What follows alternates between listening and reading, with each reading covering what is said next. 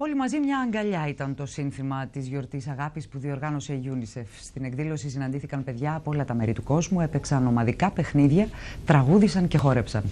Εκδήλωση αγάπης και προσφορά στα παιδιά διοργάνωσε και η μη κυβερνητική οργάνωση HumanAid σε συνεργασία με τον Οργανισμό Νεολαίας και Άθλησης του Δήμου Αθηναίων.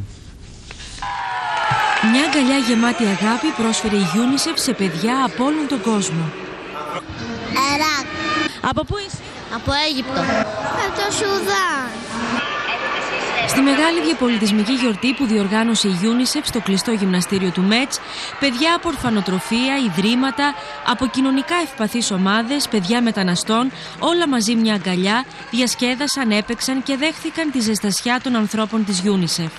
Ανάμεσά μας δεν βρίσκονται μόνο Ελληνόπουλα, βρίσκονται παιδιά από όλες τις μεταναστευτικές κοινότητες στην Αθήνα που φοιτούν στα δημοτικά σχολεία της Αττικής και αντιλαμβάνεστε για μας έχει μια ιδιαίτερη αξία αυτή η συμμετοχή και αυτή η γιορτή.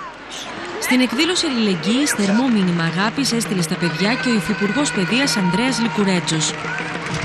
Προωθήσαμε τη σύμβαση των δικαιωμάτων του παιδιού για πρώτη φορά σε όλα τα σχολεία, να διδάξουμε τα δικαιώματά τους, διότι θέλουμε παιδιά ευτυχισμένα, παιδιά που να έχουν πρόσβαση στις διαδικασίες εκπαίδευσης, παιδιά προστατευμένα από κάθε μορφής κακοποίηση. Είναι μια γιορτή που δίνει ένα μήνυμα αλληλεγγύης, αλτρουισμού, φιλίας, συναδέλφωσης των παιδιών και των πολιτών όλου του κόσμου. Εκδήλωση αγάπης και προσφοράς προς τα παιδιά που βιώνουν τη σκληρή πλευρά της ζωής διοργάνωσε και η μη κυβερνητική οργάνωση HumanAid σε συνεργασία με τον Οργανισμό Νεολαίας και Άθλησης του Δήμου Αθηναίων στο πολιτιστικό κέντρο Κάτω Πετραλώνων. Θέλουμε να στηρίξουμε τις οικογένειες που δυσπραγούν, τα παιδιά οικογενειών που δυσπραγούν, που θα πάρουν σήμερα πλούσια δώρα από τη HumanAid και θα χαρούν και θα χαρίσουμε χαμόγελα σε αυτά τα παιδιά που βιώνουν από την μικρή ηλικία μια σκληρή πραγματικότητα.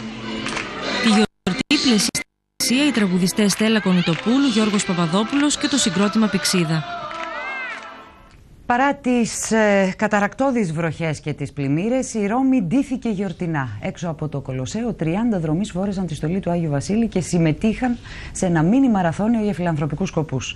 Στην πλατεία του Αγίου Πέτρου, στο Βατικανό, το χριστουγεννιάτικο δέντρο που έφτασε από την Αυστρία φωτίστηκε σε μια τελετή που έγινε κάτω από τη βροχή.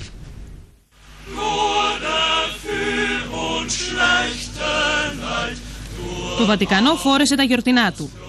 Σε μια τελετή που έγινε κάτω από τη βροχή, το μεγαλύτερο χριστουγεννιάτικο δέντρο που τοποθετήθηκε ποτέ στην πλατεία του Αγίου Πέτρου φωτίστηκε.